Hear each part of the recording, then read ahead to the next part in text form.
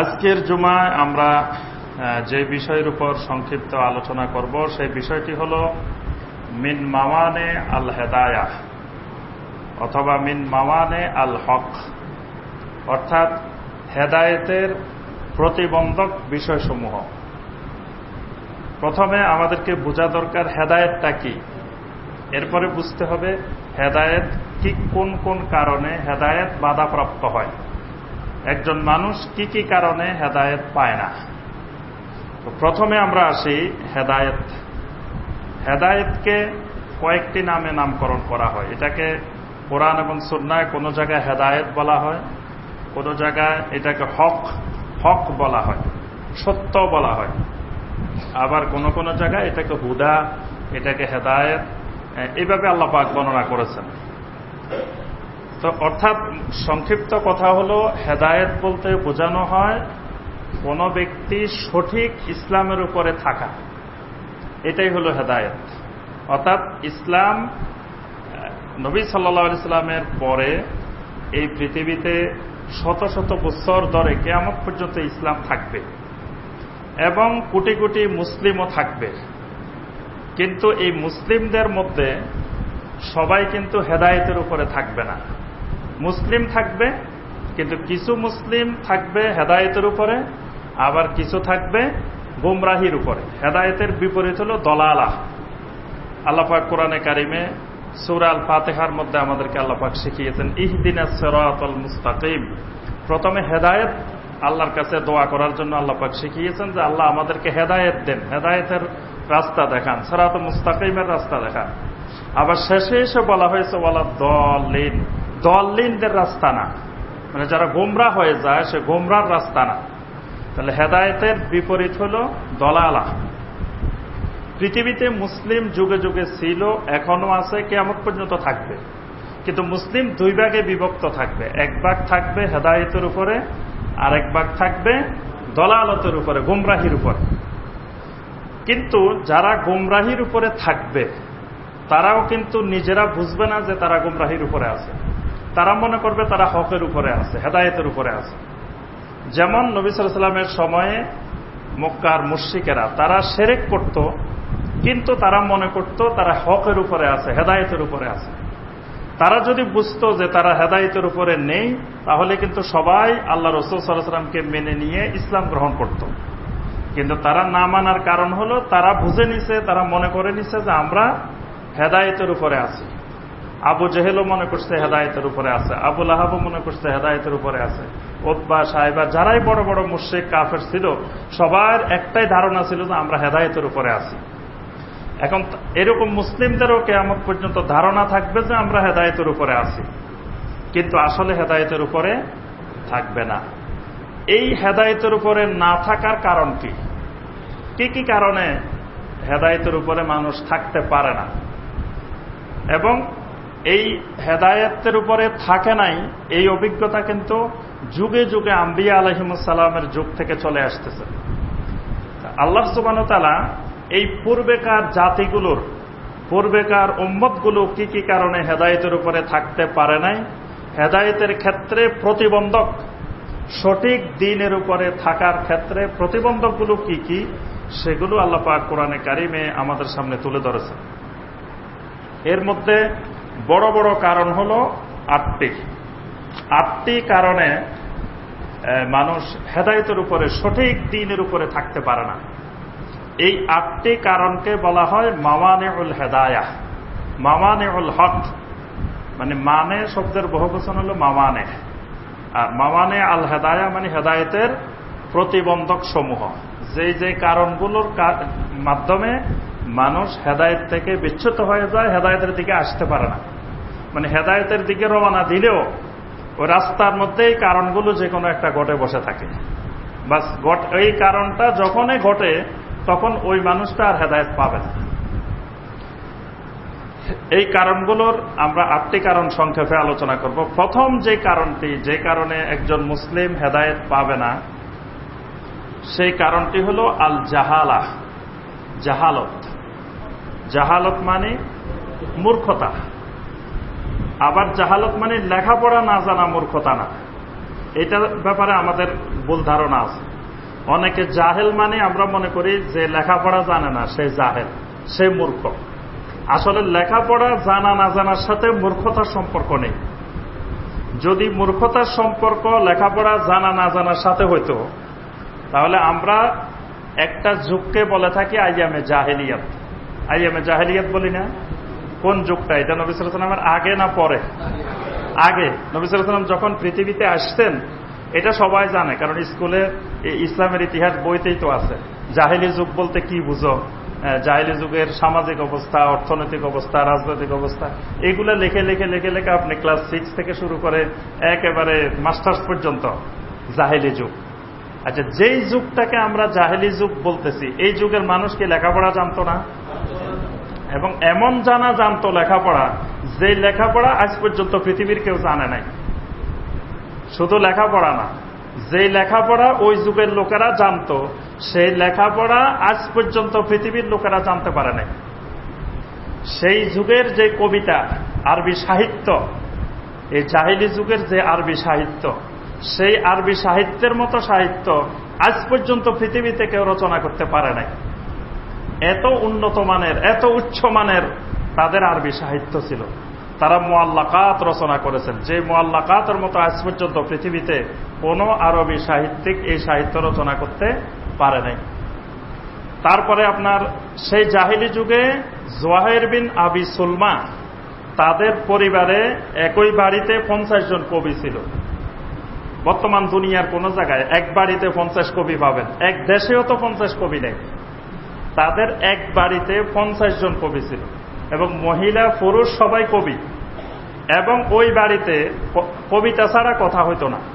মা যদি ছেলের সাথে কথা বলতো, কবিতা দিয়ে কথা বলতো।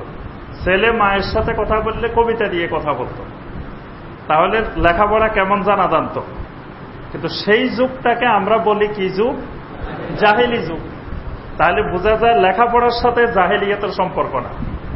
এজন্য আপনি লেখাপড়া বিশাল বিশাল ডিগ্রি থাকতে পারে, পিএইচডি থাকতে পারে, আপনি ডক্টর হতে পারেন, বড় ডাক্তার হতে পারেন, বড় ইঞ্জিনিয়ার হতে পারেন, বড় আইনজীবী হতে পারেন, অনেক বড় বড় কিছু হতে পারেন, কিন্তু আপনি জাহেল। পাশাপাশি জাহেলও হতে পারেন। কি পারে না?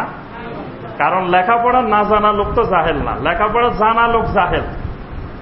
যেমন নবী সাল্লাল্লাহু আলাইহি ওয়াসাল্লামের যুগে যে লোকটা সবচেয়ে বড় লেখাপড়া জানা লোক, সেই লোকটার নাম আবু জাহেল। সেই লোককে লেখাপড়া জানতো না? সেই লোক লেখাপড়া তো জানতো। আল্লাহু আকবার। সেই লোক আল্লাহর ঘরের বড় ধরনের খাদেম এবং মোতাওয়াল্লি ছিল আবুল আহাব বাইতুল্লাহ।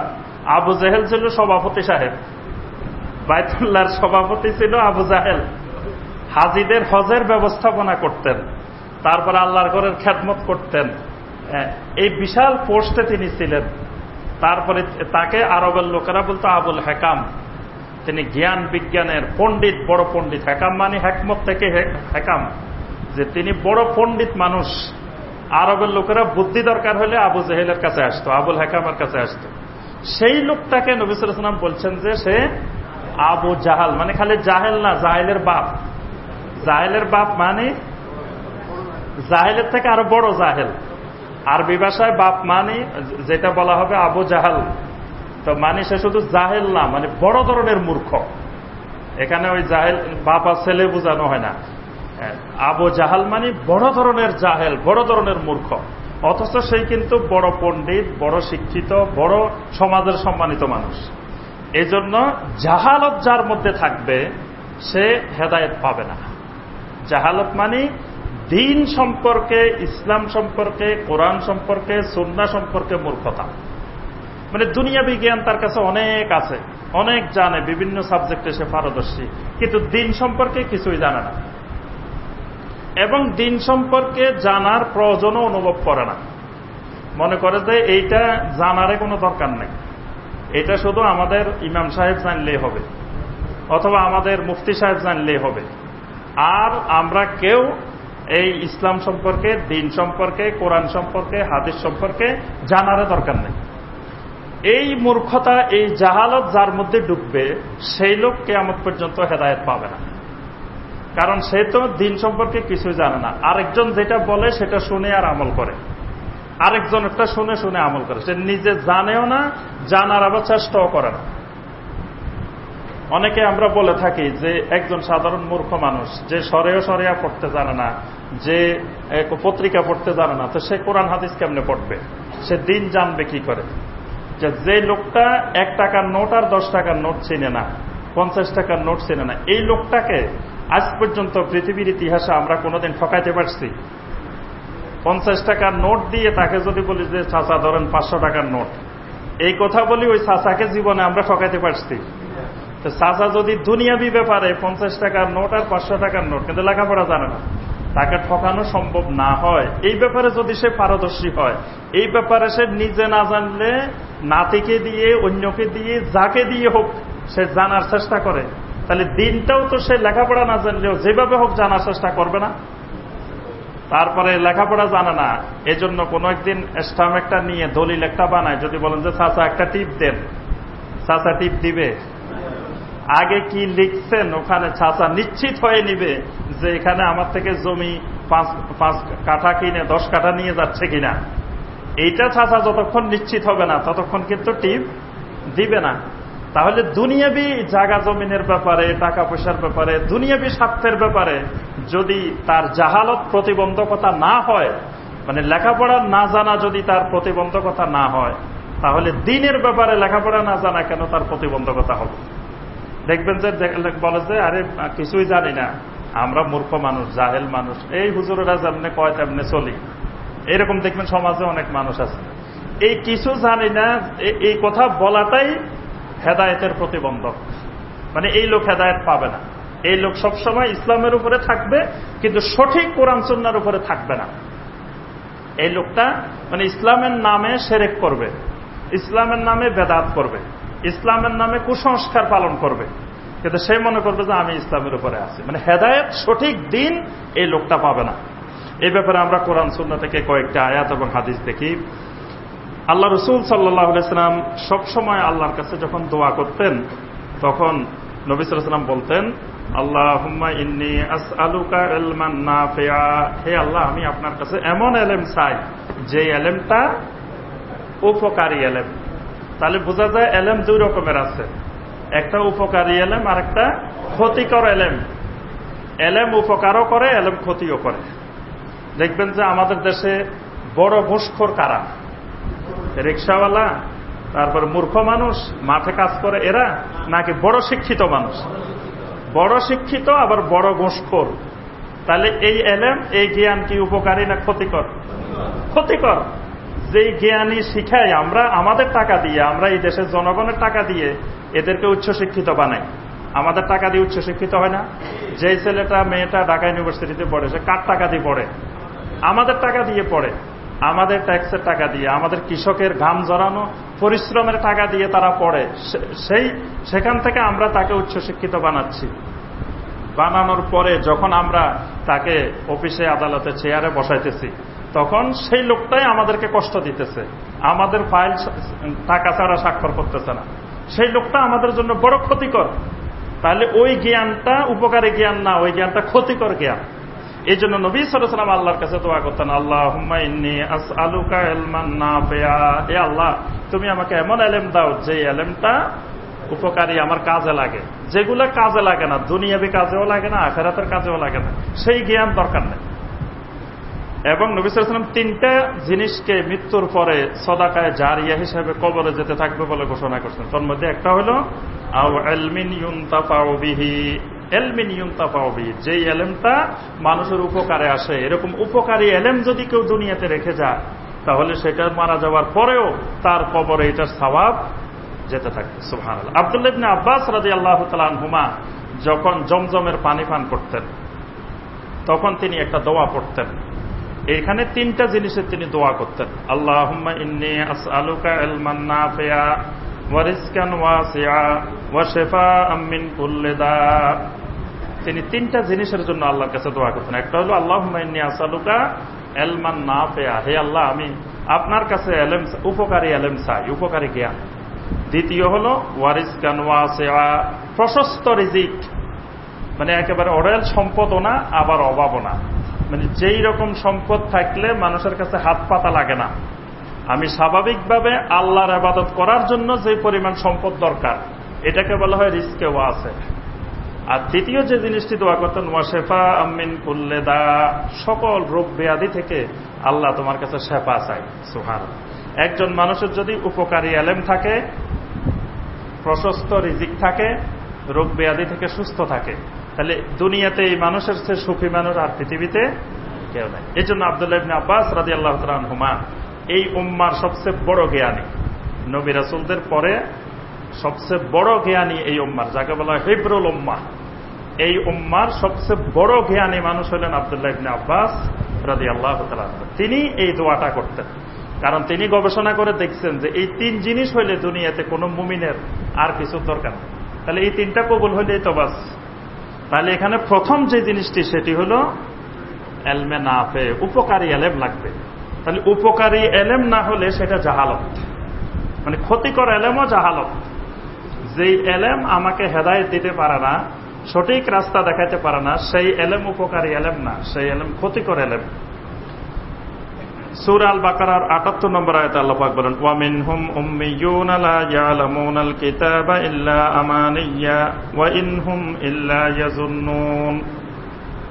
আল্লাহ পাক বলেন, মানুষের মধ্যে কিছু মানুষ আছে উম্মিয়ুন, এরা উম্মি, এরা নিরক্ষর মানুষ, মানে কিছু জানে না। লা ইয়ালামুনাল কিতাবা ইল্লা আমানিয়া, এরা কিতাবের কোনো এলেমই রাখে না, কোনো জ্ঞানই রাখে না। ইল্লা আমানিয়া, শুধুমাত্র তারা আশা করে বসে থাকে।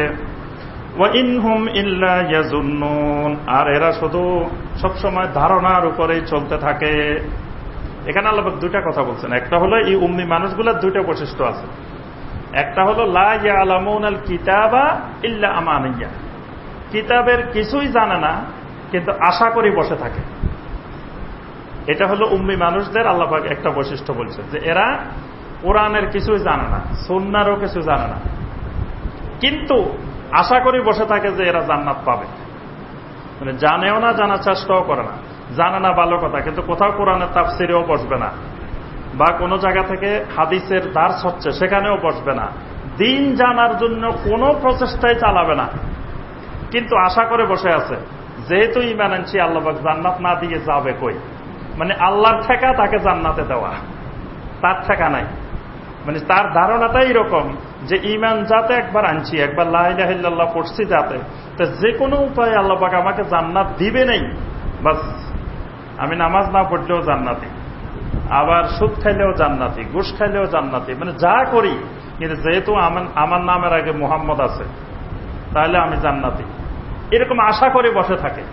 তাহলে এই আশা করার মানুষগুলা হেদায়েত পাবে না, কারণ সে গোমরাহির উপরে থাকবে। গোমরাহির উপরে থাকলে সে আর হেদায়েত পাচ্ছে না। আরেকটা হলো ওয়াইনহুম ইল্লা ইয়াজুন্নুন, এরা শুধু ধারণার উপরে চলতে থাকে। মানে অরিজিনাল কিতাবের কোনো জ্ঞান নাই, দিন সম্পর্কে কোনো জ্ঞান নাই, শুধু ধারণা, সবকিছু ধারণা ধারণা করে করে চলে।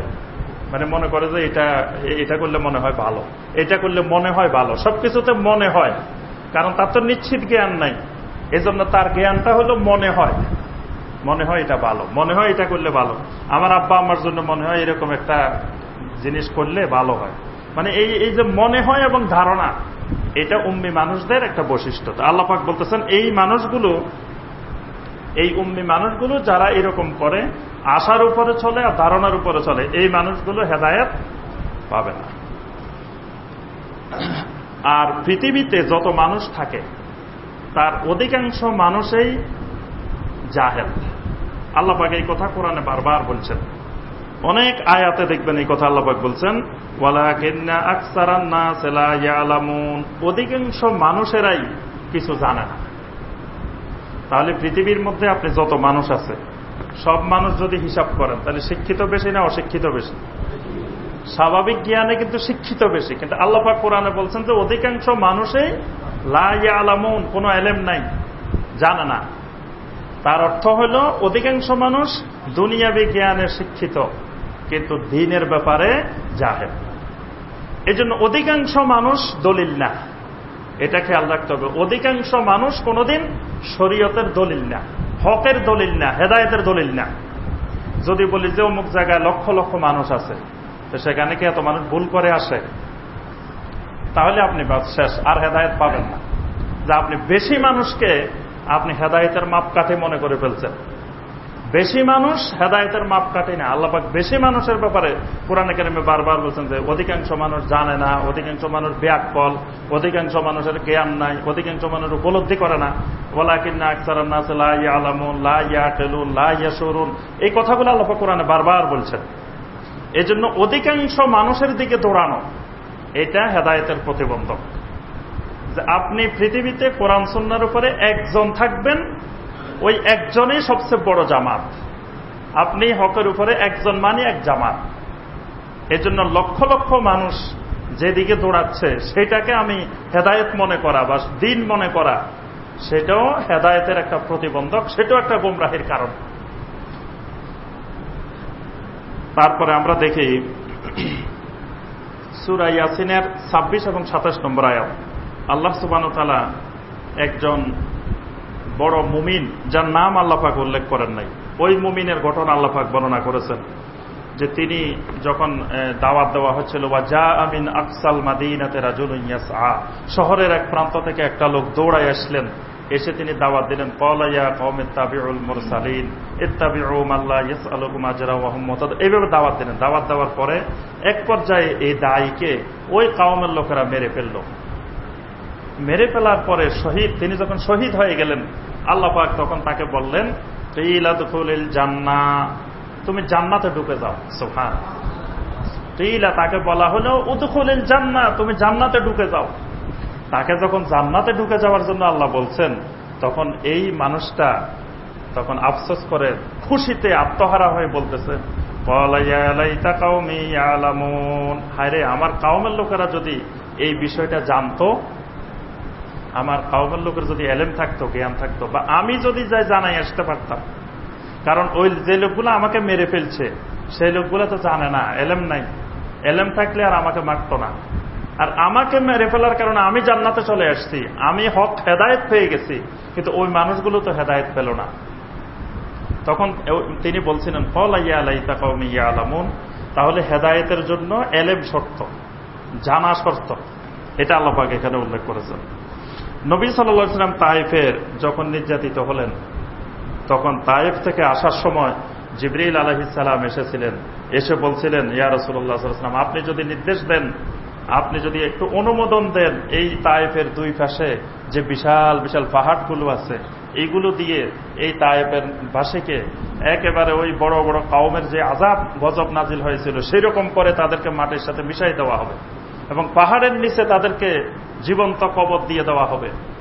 তখন নবী সাল্লাল্লাহু আলাইহি ওয়াসাল্লাম বলছেন, আল্লাহুম্মা হদি কওমি ফাইন্নাহুম লা ইয়ালামুন, হে আল্লাহ, তুমি এই তায়েফের মানুষদেরকে, এই কওমকে হেদায়েত দাও, কারণ ফাইন্নাহুম লা ইয়ালামুন, এদের এলেম নাই, এরা জানে না।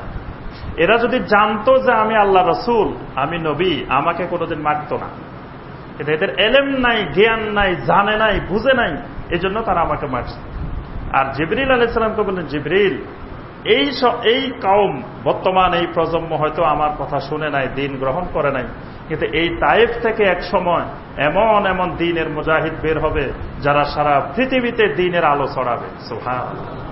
এই প্রজন্ম হয়তো আমার দাওয়াত কবুল করে নাই, তো এদেরকে যদি ধ্বংস করে দিই তাহলে তো ওই যে পরের যে প্রজন্মটা সব ধ্বংস করে দেওয়া হলো। সুতরাং এদেরকে ধ্বংস করা যাবে না। ঠিক আলহামদুলিল্লাহ, পরবর্তীতে তায়েফ থেকে কত বড় বড় সাহাবী, বড় বড় তাবেঈ, বড় বড় আলেম বের হয়েছে। তাহলে এখানে আমরা যে জিনিসটি জানলাম সেটি হল ফাইন্নাহুম লা ইয়ালামুন, এই এলেম না থাকার কারণে তায়েফের ওই মানুষগুলো হেদায়েত পায়নি। যে হেদায়েতের প্রতিবন্ধক দ্বিতীয় যে বিষয়টি, সেটি হল আত-তাকলিদ আল আমা, অর্থাৎ অন্ধভাবে কাউকে তাকলিদ করা। এটিও হেদায়েতের একটি বড় ধরনের প্রতিবন্ধক। অন্ধভাবে কাউকে অনুসরণ করা, কাউকে অনুসরণ করা এটা হেদায়েতের প্রতিবন্ধক না। অনুসরণ তো কাউকে না কাউকে করতেই হবে। আমি সবাই তো দ্বীনের পণ্ডিত হওয়া, বড় ফকিহ হওয়া, দ্বীন সম্পর্কে পারদর্শী হওয়া এটা সম্ভব না। তাহলে বড় ওলামায়ে কেরাম যারা থাকবেন, ফকিহ যারা থাকবেন, মুস্তাহিদ যারা থাকবেন, তাদেরকে তো অনুসরণ করতে হবে, কিন্তু অনুসরণটা আমা হওয়া যাবে না, মানে একেবারে অন্ধ অনুসরণ। এই অন্ধ অনুসরণ যদি কাউকে করা হয়, অন্ধ অনুসরণ শুধু আল্লাহর জমিনে একজনকে করতে হবে, তিনি হলেন মুহাম্মদ রাসূলুল্লাহ সাল্লাল্লাহু আলাইহি ওয়াসাল্লাম। কারণ কি? কারণ তিনি ওয়ামা ইয়ানতিকু আনিল হাওয়া ইন হুয়া ইল্লা ওয়াহয়ুন ইউহা, কারণ তিনি হাওয়া দ্বারা পরিচালিত হন না, তিনি ওহী দ্বারা পরিচালিত হন। তাকে সরাসরি আল্লাহ সুবহানাহু ওয়া তাআলা আরশে আজিম থেকে তাকে পরিচালনা করেন। এজন্য তার কথা বুঝে আসুক না আসুক, তার কথা অন্ধভাবে অনুসরণ করতে হবে। তার বাহিরে আর কোন সাহাবী, কোন তাবেঈ, কোন তাবে তাবেঈন, কোন উলামা কাউকে একেবারে অন্ধ অনুকরণ করা যাবে না। অন্ধ অনুকরণ মানে উনি যা বলে 100% ঠিক, এর বাহিরে ওনার মধ্যে না মানে ব্যাঠিকের কিছু নাই, এইরকম 100% ঠিক মনে করে কাউকে অন্ধভাবে যদি অনুসরণ করা হয় তাহলে ওই ব্যক্তি সঠিক হেদায়েত পাবে না। কারণ পৃথিবীতে যত মানুষ আছে প্রত্যেক মানুষেরই তিনি যত বড় আলেম হন, যত বড় ফকিহ হন, যত বড় মুস্তাহিদ হন, তার কিছু না কিছু ভুল থাকবেই। এটা থাকাটাই স্বাভাবিক, না থাকাটাও স্বাভাবিক। তো যেহেতু তিনি ভুল থাকবে, তো তাকে শতভাগ অনুসরণ করা মানে ওই তার সঠিকটাও অনুসরণ করলাম, ভুলটাও অনুসরণ করলাম। তো ভুলটা অনুসরণ করলে আর আমি হেদায়েত পাইলাম না। এজন্য একজনের অন্ধ অনুকরণ না করে আমি 10 জনকে অনুসরণ করলাম, 20 জনকে অনুসরণ করলাম, তাহলে দেখবেন যে যেই জিনিসটা নিয়ে একজনের ভুল হচ্ছে আরেকজন আলেমের সেটা ভুল হচ্ছে না। তখন আমি 10 জনের থেকে যখন জিনিসটা জানবো তখন সেখানে আমার সামনে সঠিক কোনটা সেটা স্পষ্ট হয়ে যাবে।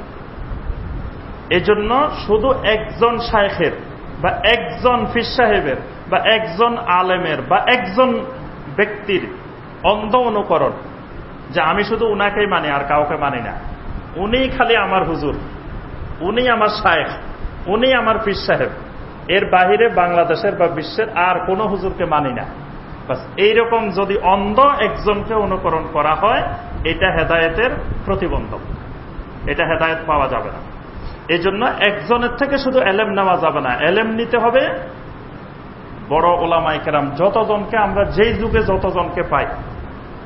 আজকের যুগে যদি পৃথিবীতে আমরা 500 জনকে পাই বা 100 জনকে পাই, 100 জনের থেকে এলেম নিব, একজনকে একেবারে নির্দিষ্ট করে নিব না যে খালি উনার থেকে এলেম নিব আর কারো থেকে এলেম নিব না, এরকম করা যাবে না। যদি একজনকে শুধু অন্ধভাবে মেনে নেওয়া হয় তাহলে তিনি হেদায়েত পাবেন না। ইমাম মালিক রহমতুল্লাহ আলাইহি তিনি মসজিদে নববীতে সবসময় তিনি মুমিনদেরকে ডেকে, মুসল্লিদেরকে ডেকে নবী সাল্লাল্লাহু আলাইহি ওয়াসাল্লামের কবরের সামনে দাঁড়িয়ে সবসময় একটা কথা বলতেন, কুল্লুন ইউখাযু ওয়া ইউরাদ্দু ইল্লা সাহিবু হাযাল কবর সাল্লাল্লাহু আলাইহি ওয়াসাল্লাম। তিনি নবী সাল্লাল্লাহু আলাইহি ওয়াসাল্লামের কবরের দিকে আঙ্গুল দিয়ে ইশারা করে বলতেন যে কুল্লুন ইউখাযু ওয়া ইউরাদ্দু, পৃথিবীর যত ইমাম আছে, আলেম আছে, ফকিহ আছে, মুস্তাহিদ আছে, সকলের কথা গ্রহণও করা যায়, প্রত্যাখ্যানও করা যায়। দুনিয়ার এমন কোন ব্যক্তি নাই যার সব কথা মেনে নেওয়া ফরজ বা সব কথা মেনে নেওয়া সুন্নত। এইরকম নবী সাল্লাল্লাহু আলাইহি ওয়াসাল্লাম ছাড়া আর কোন ব্যক্তি আল্লাহর জমিনে নাই যে তার সব কথা আমাকে মেনে নিতে হবে। তো এই জন্য ইমাম মালিক বলতেন যে কুল্লুন ইউখাযু ওয়া ইউরাদ্দু, পৃথিবীর যতজন আছে। এই জন্য আমরা দেখি আবু বকরের সব কথা কিন্তু সাহাবীরা মেনে নেন নাই, ওমরের সব কথা কিন্তু সাহাবীরা মেনে নেন নাই।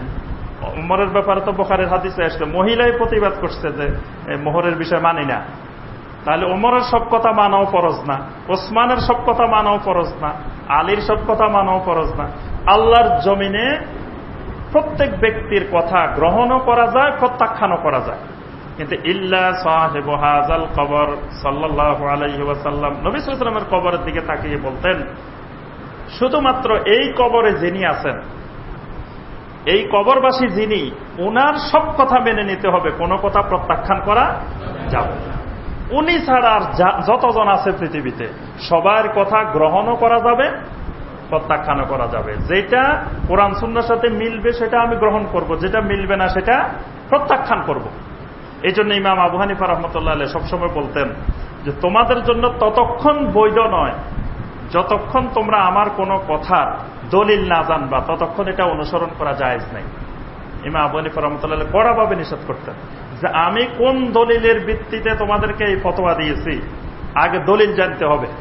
মানে আমি আবু হানিফাকে অনুসরণ করবা না, অনুসরণ করবা কিসে, কাকে? দলিলকে। মানে কোরআন এবং সুন্নাহর অনুসরণ করবা, আবু হানিফার অনুসরণ ওয়াজিব না। ওয়াজিব হলো কিসের অনুসরণ? কোরআন এবং সুন্নাহর অনুসরণ। তো এজন্য কেউ যদি অন্ধভাবে ব্যক্তিকে তাকলিদ করে সে গোমরা হয়ে যায়। ব্যক্তির তাকলিদ ইসলামে জায়েজ নাই, কিন্তু দলিলের তাকলিদ জায়েজ আছে। এই কথাটা সূত্রটা বুঝতে হবে যে আমি তাকলিদ করব কিসের? দলিলের, কোরআন এবং সুন্নাহর দলিলের, কিন্তু কোনো মানুষকে তাকলিদ করব না, ব্যক্তিকে তাকলিদ করব না। যে ব্যক্তির মধ্যে ভুলও হইতে পারে, শুদ্ধও হইতে পারে। সূরা আল মায়েদার 104 নম্বর আয়াত আল্লাহ পাক ইরশাদ করেন, ওয়া ইযা কিলা লাহুম তাআলাউ ইলা মা আনজালাল্লাহু ওয়া ইলার রাসূল ক্বালু হাসবুনা মা ওয়াজাদনা আলাইহি আবাআনা। পূর্বপুরুষদের অন্ধ অনুকরণ, বাপ দাদাদের অন্ধ অনুকরণ, আকাবেরদের অন্ধ অনুকরণ, এটাকে আল্লাহ পাক কোরআনে কারিমের অনেকগুলো আয়াতে নিন্দা করেছেন। খারাপ ভঙ্গিতে আল্লাহ পাক বলছেন যে যখন তাদেরকে বলা হয় যে তোমরা আল্লাহর দিকে আসো, রাসূলের দিকে আসো, তাআলাউ ইলা মা আনজালাল্লাহু ওয়া ইলা রাসূল, তোমরা আল্লাহর দিকে আসো, রাসূলের দিকে আসো। আল্লাহর দিকে, রাসূলের দিকে মানে কোরআনের দিকে আসো, সুন্নাহর দিকে আসো। তখন তারা কি বলে? ক্বালু হাসবুনা মা ওয়াজাদনা আলাইহি আবাআনা, আমাদের বাপদাদাদেরকে যার উপরে যা কিছুর উপরে পেয়েছি সেটাই আমাদের জন্য যথেষ্ট। না, আমাদের বাপদাদারা যা করে আসতেছে ইসলামের নামে, দ্বীনের নামে, এটাই যথেষ্ট। আল্লাহ পাক বলতেছেন, আওয়ালাউ কানা আবাহুম লা ইয়ালামুনা শাইয়্যান ওয়া লা ইয়াহতাদুন, যদিও তাদের বাপদাদারা কোনো এলেম ছিল না, হেদায়েতও ছিল না।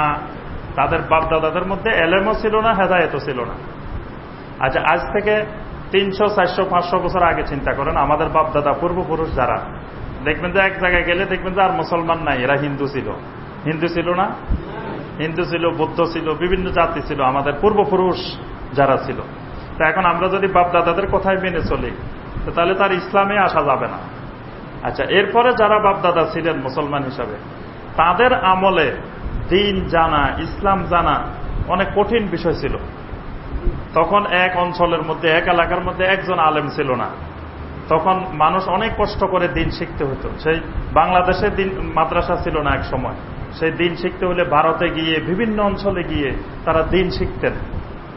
তাহলে মানুষ বর্তমানে যত সহজে আল্লাহর দ্বীন জানতে পারতেছে, শিখতে পারতেছে, হাজার হাজার আলেম ওলামা পাচ্ছেন, এক সময় কিন্তু এই আলেম ওলামা পাওয়া, দ্বীন পাওয়া, ইসলাম জানা এত সহজ বিষয় ছিল না।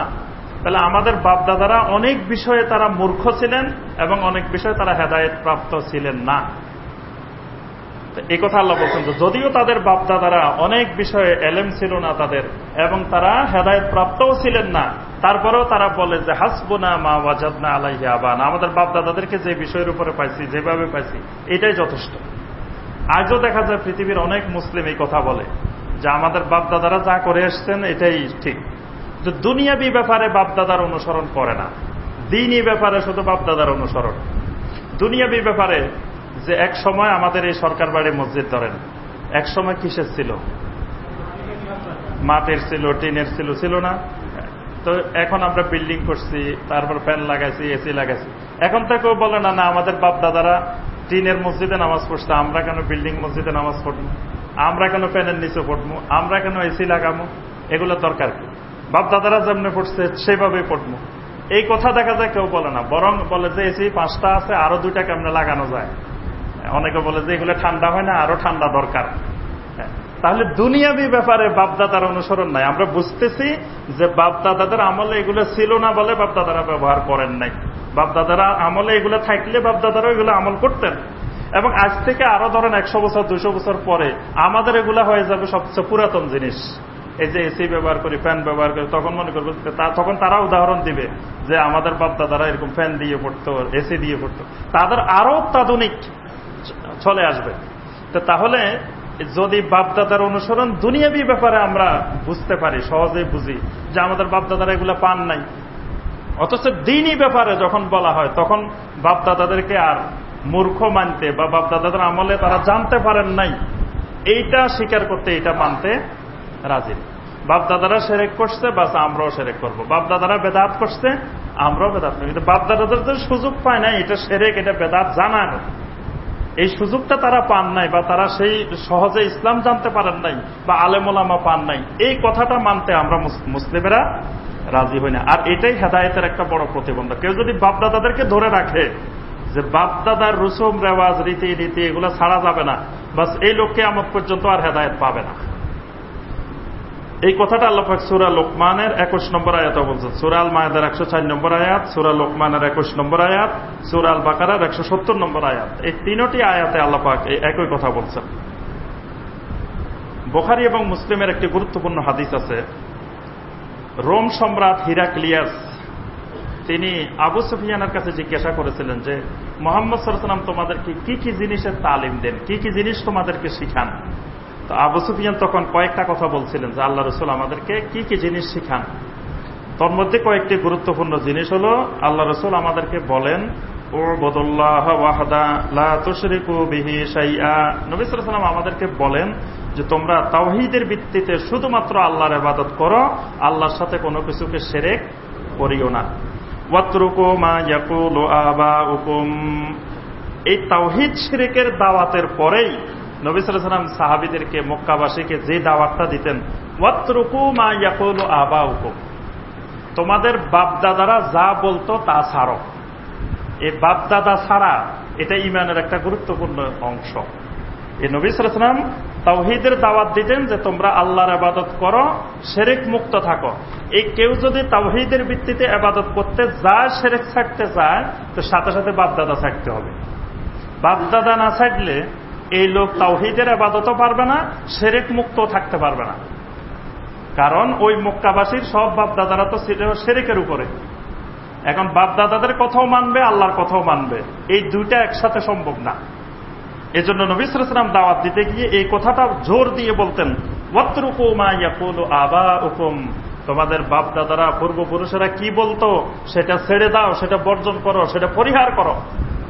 বাপদাদার কথা দিয়ে দিন চলবে না, দিন চলবে কোরআন এবং সুন্নাহ দিয়ে, দলিল দিয়ে। দলিলের নাম হলো ইসলাম। বাপদাদার রসুম রেওয়াজ পদ্ধতি এগুলোর নাম ইসলাম নয়। কিন্তু মুসলিমদের মধ্যে আজও এই ব্যাপারে ভ্রান্ত ধারণা আছে। বলে কি যে নতুন নতুন হুজুর, এখন নতুন নতুন হুজুর বাইরেছে, নতুন নতুন কথা বলে। আমাদের বাপদাদাদেরকে এক এক হুজুর দেখছি গ্লাসের মধ্যে ফু দিলে গ্লাসে ফেটে যেত। গ্লাস যদি ফেটে যেত তো পানি থাকতো কোথায়? এইরকম হুজুর, এত বড় বড় হুজুর দেখছি, দোয়া করার সাথে সাথে বৃষ্টি নাজিল হয়ে গেছে, এরকম হুজুর দেখছি। এখন হুজুর বাংলাদেশের সবগুলো মিলে দোয়া করলেও তো বৃষ্টি হবে না। সেসব হুজুরেরা এগুলা করে গেছে, আর এখন নতুন নতুন হুজুর বাইরেছে, বলে যে এটা বেদাত, এটা শিরক, এটা করা যাবে না, এটা করা যাবে না। দেখবেন যে এখনো অনেক মানুষের মধ্যে এই জাতীয় কথাবার্তা প্রচলন আছে। এটা হেদায়েত পরিপন্থী কথা, এটা হেদায়েতের প্রতিবন্ধক। যে ওই সমস্ত ওলামায়ে কেরাম অবশ্যই হকের উপরে ছিলেন, সত্যের উপরে ছিলেন। আমরা বলবো না যে তারা ভুল করছেন, তারা সত্যের উপরে ছিলেন না। তারা তাদের পক্ষে যতটুকু সম্ভব, তারা যতটুকু জানতে পারছেন, বুঝতে পারছেন, তারা হকের উপরে ছিলেন এবং মানুষকে হকের উপরে রাখার চেষ্টা করছেন। কিছু জিনিস তাদের কথা ওই যুগের মানুষ শুনে নাই। আমরা ছোটবেলায় তো অনেক আলেম ওলামা দেখছি যারা গ্রামে বেদাতের কথা বলতো, ওই হুজুরের গ্রামের মানুষ বিতাড়িত করছে। এরকম আলেম ওলামা আমরা ছোটবেলায় দেখছি, যে যারা হকের উপরে থাকতেন ওই সকল আলেম ওলামাদের গ্রামে কোনো বাতে ছিল না। গ্রাম থেকে তাড়াই দিছে যে উনি মিলাদকে বেদাত বলছে, কেয়ামকে বেদাত। মিলাদ বেদাত বলে নাই, শুধু বলছে কেয়াম বেদাত, দাঁড়ানো যাবে না। বাস ওই হুজুরের আর এই গ্রামে থাকার অধিকার নেই। তাহলে এখন যদি বলে যে এত বড় হুজুর ছিলেন, ওই আমলে আমরা কিয়াম করছি, তো তোমরা তো ওই আমলে হুজুরের দৌড়াই দিছ, হুজুরের কথা তো অনুসরণ করো নাই। তাহলে বড় আলেম ছিল ভালো কথা, কিন্তু বড় আলেমের অনুসরণ তো ওই যুগের মানুষ করে নাই। এই কারণেও তো গুমরাহি হতে পারে। ওই সব আলেমেরা যে করতে বলছেন গুমরাহির কাজগুলা, তা তো নয়। 3 নম্বরে যে জিনিসটি হেদায়েতের প্রতিবন্ধক সেটি হল তাআসসুব, আসাবিয়াত, দলবাজি, গ্রুপবাজি। এটাকে কোরআন সুন্নাহর ভাষায় বলা হয় তাআসসুব। এই আসাবিয়াত, তাআসসুব, দলবাজি যেখানে থাকবে যাদের মধ্যে, তারা আর কোনোদিন হেদায়েত পাবে না। কারণ সে তো দলের বাহিরে যেতে পারবে না। দল যা বলে, তার গ্রুপ যা বলে, সেই দলের কথার বাহিরে, মুরব্বীর কথার বাহিরে দলের আমিরের কথার বাহিরে বা দলের নেতার কথার বাহিরে সে তো যেতে পারবে না। তো দল যদি কোনো গোমরাহির উপরে থাকে তো সেও গোমরাহির উপরে থাকবে, সে তো দলের বাইরে যেতে পারবে না, সে আর হেদায়েত পাওয়ার সম্ভাবনাও নাই। এই আসাবিয়তের ব্যাপারে আমরা সহিহ মুসলিমের একটি হাদিস দেখব। জাবের বিন আব্দুল্লাহ রাদিয়াল্লাহু তাআলা বর্ণনা করেন যে আমরা একদিন নবী সাল্লাল্লাহু আলাইহি ওয়াসাল্লামের সাথে এক যুদ্ধে ছিলাম। হঠাৎ করে একজন মুহাজির সাহাবী একজন আনসার সাহাবীকে মার দিলেন। তো মার দেওয়ার পরে আনসার সাহাবীটা উঠে বলতেছে, ইয়া লাল আনসার, এ আনসার সাহাবীরা তোমরা কোথায়? তোমাদের একজন আনসারের মারতেছে আর তোমরা বসে আছো। নিজেরা মানে মুসলিমদের মধ্যে, মানে যিনি মারছেন উনি হলেন মুহাজির, যাকে মারছেন তিনি হলেন আনসার। এই তখনই দলবাজি হঠাৎ করে শয়তান উস্কাই দিছে। তখন যিনি মার খাইছেন তিনি বলতেছেন যে, হে আনসার ভাইয়েরা তোমরা কই? আমার দলের লোকেরা কোথায়? আনসারেরা আমারা মুহাজিরে ধরে মারে। মানে মুহাজির কোথা থেকে? মক্কা থেকে আসছে, এগুলো ইন্ডিয়া থেকে আসছে, এই দেশের বাসিন্দাও না, সেগুলোই ধরে আমাদেরকে মারে, আর তোমরা বসে রয়েছ। নাউজুবিল্লাহ। মানে দেখেন শয়তান এখানে উস্কাই দিছে দলবাজি, যে এই মুহাজির এরা তো মক্কার মানুষে না, এরা মক্কার মানুষ, মদিনার বাসিন্দায় না, এরা এখানে হিজরত করে আসছে, আর হেরা ধরে আমাদেরকে মারে। দেখেন এখানে যে দলবাজি, যে আনসার এক দল, মুহাজির আরেক দল ভাগ করে ফেলছে। এই কথা যখন বললো নবী সাল্লাল্লাহু আলাইহি ওয়াসাল্লাম এটা শুনতে পেয়ে নবী সাল্লাল্লাহু আলাইহি ওয়াসাল্লাম বললেন, মা বালা দাওয়াল জাহেলিয়া, কি ব্যাপার? আমি তোমাদেরকে আবার সেই জাহেলিয়াত দেখতে পাচ্ছি তোমাদের মধ্যে, আবার সেই জাহেলিয়াত উস্কাই দেওয়া হয়েছে। নবী সাল্লাল্লাহু আলাইহি ওয়াসাল্লাম বললেন যে শয়তান তোমাদেরকে আবার সেই জাহেলিয়াতের দিকে উস্কাই দিছে, যে জাহেলিয়াত থেকে তোমরা ইসলামে আসলে আবার সেই জাহেলিয়াতের দিকে ফিরে গেল। অর্থাৎ ইসলামে মুহাজির আর আনসারের কোনো জায়গা নাই। মুসলিম কিসের আনসার কিসের মুহাজির, কারা মক্কার কারা মদিনার এটা মূল বিষয় না, এরা মুসলিম, সব এক দল, এক গ্রুপ, মুসলিম জামাত, মুসলিমটাই একটা দল। তো সেখানে মুসলিমের ভিতরে যদি আবার ছোট ছোট দলে দলে, এটা বাংলাদেশি মুসলিম, এটা ইন্ডিয়ান মুসলিম, এটা পাকিস্তানি মুসলিম, এইরকম মানে ভূখণ্ডের মাধ্যমে অথবা বিভিন্ন পদ্ধতিতে মুসলিমদেরকে আবার ভাগ করা, এটাকে নবী সাল্লাল্লাহু আলাইহি ওয়াসাল্লাম বলেছেন মা বালা তাওয়াল জাহেলিয়া, এটা তো আরেক জাহেলিয়াত, যে এইভাবে মুসলিমদেরকে খণ্ড খণ্ড বিভক্ত করা। নবী সাল্লাল্লাহু আলাইহি ওয়াসাল্লাম বলেন দাউহা ফাইন্নাহা মুনতানা, খবরদার মুসলিমেরা এটা ছাড়ো, কারণ এটা দুর্গন্ধযুক্ত, এটা নাপাক, এটা ইসলামে বৈধ নয়। অর্থাৎ ইসলামে মুসলিমদেরকে আলাদা আলাদা করা, খণ্ড খণ্ড করা, দলবাজি করা, গ্রুপে গ্রুপে বিভক্ত করা, এটা ইসলামে হারাম। আর এটা যদি থাকে তাহলে সে আর হেদায়েত পাবে না। নবী সাল্লাল্লাহু আলাইহি ওয়াসাল্লাম বিদায় হজের ভাষণে এই আসাবিয়তকে হারাম করেছেন। নবী সাল্লাল্লাহু আলাইহি ওয়াসাল্লাম বলেছেন, ইয়া আইয়ুহান নাস আলা ইন্না রাব্বাকুম ওয়াহিদ, হে মানুষেরা তোমাদের রব একজন, লা ফাদলা লি আরাবিয়্যিন আলা আজামি ওয়ালা লি আজামি আলা আরবি, আরবির উপরে অনারবের কোনো প্রাধান্য নাই, অনারবের উপরে আরবের কোনো প্রাধান্য নাই। মানে কেউ আরব এই কারণে সে যে আরব মুসলিম যদি মনে করে আমি বাঙালি মুসলিমের চেয়ে আমার মর্যাদা বেশি, কারণ আমার রাসূল আরবের, আরব দেশের এক লোক যদি বলে যে রাসূল আমাদের দেশের মানুষ, এই জন্য আমাদের মর্যাদা বেশি। নবী সাল্লাল্লাহু আলাইহি ওয়াসাল্লাম বিদায় হজের ভাষণে স্পষ্ট করে দিয়েছেন, খবরদার কোন অনারবের উপরে আরবের বিন্দু মাত্র কোনো মর্যাদা নাই, এবং অনারবের উপরে আরবের নাই, আরবের উপরে অনারবের নাই, সারা পৃথিবীর সকল মুসলিমের মর্যাদা সমান। ওয়ালা আলী আহমারা আলা সোয়াদওয়ালা সোয়াদা আলা আহমার, সাদার উপরে কালো, কালোর উপরে সাদা, এদেরও কোনো মর্যাদা নাই। কালো মানুষের উপরে সুন্দর মানুষ, যে আফ্রিকার মানুষগুলো কালো, আমরা যদি মনে করি আমরা সুন্দর, তা আমাদের মর্যাদা বেশি। নবী সাল্লাল্লাহু আলাইহি ওয়াসাল্লামের জন্য স্পষ্ট করছেন, খবরদার কালো মানুষের উপরে সুন্দরের, লালের, ফর্সার কোনো প্রাধান্য নাই। এই জন্য নবী সাল্লাল্লাহু আলাইহি ওয়াসাল্লাম যে মসজিদের ইমাম, যে মসজিদে সালাত আদায় করলে 1 রাকাতে 1000 রাকাতের সওয়াব হয়, সেই মসজিদের মুয়াজ্জিন হল কালো আফ্রিকান মানুষ। তাহলে নবী সাল্লাল্লাহু আলাইহি ওয়াসাল্লাম এখানে এত সুন্দর সুন্দর আরবের মানুষ থাকতে নবী সাল্লাল্লাহু আলাইহি ওয়াসাল্লাম মুয়াজ্জিন বানাইছেন কাকে? কালো মানুষকে। কালোর উপরে সাদার, সাদার উপরে কালোর কোনো প্রাধান্য নাই। নবী সাল্লাল্লাহু আলাইহি ওয়াসাল্লাম বলেন ইল্লা বিত্তাকওয়া, তবে প্রাধান্য হলো কিসে? তাকওয়া। যদি অনারবের তাকওয়া, বাংলাদেশের মুসলমান কিন্তু তার তাকওয়া যদি বেশি হয়, তো সে আরব দেশের মুসলমানের চেয়ে আল্লাহর কাছে বেশি প্রিয়, কারণ আল্লাহর কাছে মর্যাদা নির্ধারণ হবে তাকওয়া দিয়ে। 4th নম্বরে যেটি হেদায়েতের প্রতিবন্ধক, সেটি হলো কিবির। হাসাদ, সেটা হলো হিংসা, অহংকার। হিংসা আর অহংকার যদি থাকে কারো মধ্যে, সে কোনোদিন হেদায়েত পাবে না।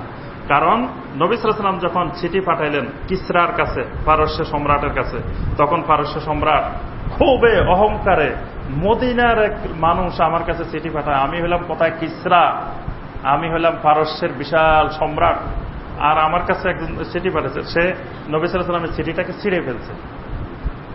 তখন নবী সাল্লাল্লাহু আলাইহি ওয়াসাল্লামের কাছে এই খবর আসলো। নবী সাল্লাল্লাহু আলাইহি ওয়াসাল্লাম বলেন, আল্লাহুম্মা মাযযিকহু কুল্লা মুমাযযাক, হে আল্লাহ, ওই কিসরা আমার চিঠিটাকে যেভাবে ছিঁড়েছে, তুমি তার রাজ্যটাকে সেভাবে ছিঁড়ে টুকরা টুকরা করে দাও। সুবহানাল্লাহ। নবী সাল্লাল্লাহু আলাইহি ওয়াসাল্লামের দোয়া আল্লাহ পাক সাথে সাথে কবুল করতেন, এবং সেই কিসরা ভেঙ্গে টুকরা টুকরা হয়ে অনেকগুলো রাষ্ট্রে বিভক্ত হয়ে গেছে। তো এখানে এই কিসরা হেদায়েত পায় নাই ওই অহংকারের কারণে, সে অহংকার দেখাইছে। ফেরাউন হেদায়েত পায় নাই কি কারণে? অহংকারের কারণে। ইবলিস হেদায়েত পায় নাই একমাত্র অহংকারের কারণে। কারুন হেদায়েত পায় নাই অহংকারের কারণে। এই জন্য আমরা দেখি যে এই অহংকার হেদায়েতের একটি প্রতিবন্ধক। 5 নম্বর হল সাহিবু বেদাহ। সাহিবু বেদাহ আলেম অথবা আবেদ, মানে বেদাতপন্থী আলেম এবং বেদাতপন্থী আবেদ। এক বেদাত আলেম, বড় আলেম, কিন্তু তিনি বেদাতি, অথবা বড় আবেদ, ইবাদতকারী, কিন্তু তিনি বেদাতি। এরাও হেদায়েতের প্রতিবন্ধক।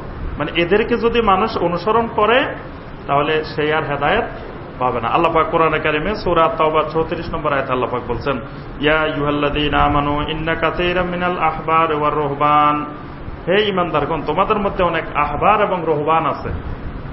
আহবার রুহবান হলো বড় বড় আলেম আর বড় বড় আবেদ। লা ইয়াকুলুনা মুআলান নাস বিল বাতিল, এরা অন্যায় পদ্ধতিতে, বাতিল পদ্ধতিতে মানুষের সম্পদ ভক্ষণ করে, মানুষের সম্পদ খায় বাতিল পদ্ধতিতে। ওয়া ইয়াসুদ্দুনা আন সাবিলিল্লাহ, আর মানুষদেরকে আল্লাহর রাস্তায় বাধা সৃষ্টি করে, প্রতিবন্ধকতা সৃষ্টি করে। তাহলে আল্লাহর রাস্তায় প্রতিবন্ধকতা সৃষ্টি করে কারা? এক শ্রেণীর আলেম এবং আবেদ, এবং এরা হলো সাহিবু বেদাহ, মানে বেদাতি পদ্ধতি দিয়ে সম্পদ খায়, বেদাতি পদ্ধতি দিয়ে মানুষ থেকে টাকা উপার্জন করে, আবার আল্লাহ রাস্তা মানুষদের প্রতিবন্ধকতা তৈরি করে। এই মানুষগুলো, এই আলেম এবং আবেদও হেদায়েতের প্রতিবন্ধক। 6 নম্বরে হলো জাইগুল কালব, কাসওয়াতুল কালব বা জাইগুল কালব, মানে অন্তর কঠিন হয়ে যাওয়া, অন্তর বাঁকা হয়ে যাওয়া। অন্তর বাঁকা হয়ে গেলে বাস এই লোক আর হেদায়েত পাবে না। আল্লাহ পাক যদি অন্তরকে বাঁকা করে দেন, অন্তরের বক্রতা, এজন্য আল্লাহ পাক দোয়া শিখাইছেন সূরা আলে ইমরানের 8 নম্বর আয়াতে, রব্বানা লা তুযিগ কুলুবানা বা'দা ইয হাদাইতানা, হে আল্লাহ, আমাদেরকে হেদায়েত দেওয়ার পরে আমাদের অন্তরগুলোকে বাঁকা করে দিও না। তাহলে এখানে বা'দা ইয হাদাইতানা, হেদায়েতের পরে অন্তর বাঁকা করিও না, মানে অন্তর বাঁকা হলে আর হেদায়েত পাবে না। এটা হেদায়েতের একটা প্রতিবন্ধক, বিপরীত জিনিস। 7 নম্বর হলো ইত্তেবাউল হাওয়া। একটা হলো ইত্তেবাউল ওহী, আর একটা হলো ইত্তেবাউল হাওয়া। ইত্তেবাউল ওহীর বিপরীতটাই হলো ইত্তেবাউল হাওয়া।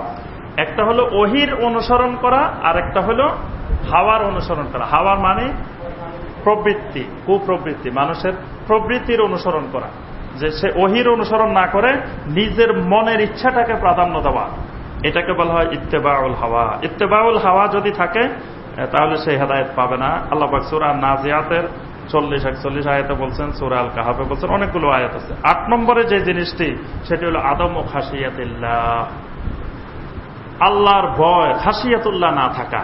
খাশিয়াতুল্লাহ যদি কারো অন্তরে না থাকে তাহলে তিনি হেদায়েতের উপরে থাকবেন না। তিনি হয়তো মুসলিম থাকবেন বা ইবাদত বন্দেগীও করবেন, কিন্তু সহি দ্বীন পাবে না যদি তার অন্তরে খাশিয়াতুল্লাহ না থাকে, আল্লাহর ভয় যদি না থাকে, তাহলে তো সে যা ইচ্ছা তাই করতে পারে, যা ইচ্ছা তাই বলতে পারে। এই খাশিয়াতুল্লাহটা হেদায়েতের একটি বড় মাধ্যম। এটি যদি না থাকে হেদায়েত পাবে না। এই জন্য আল্লাহ পাক সূরা ফাতিরের 28 নম্বর আয়াতে বলছেন, ইন্নামা ইয়াখশাল্লাহু মিন ইবাদিহিল উলামা, যে আল্লাহকে শুধুমাত্র ভয় করে ওলামারা, অর্থাৎ যারা আল্লাহকে ভয় করে তাদেরকে আল্লাহ বলছেন যে এরা আলেম। মানে এখানে আলেমের সংজ্ঞাটা তো বিপরীত। মানে আলেমের সংজ্ঞা মানে যারা লেখাপড়া জানে আল্লাহ পাক তাদেরকে আলেম বলেন নাই। আলেম বলছেন কাদেরকে? যাদের অন্তরে খাশিয়াতুল্লাহ আছে, কিন্তু সে লেখাপড়া হয়তো কিছুই জানে না, কিন্তু সে আল্লাহকে ভয় করে। তা আল্লাহকে ভয় করতে হলে কোন ব্যক্তি আল্লাহকে যদি না জানে, না চিনে, তো সে আল্লাহকে ভয় করে কেমনে?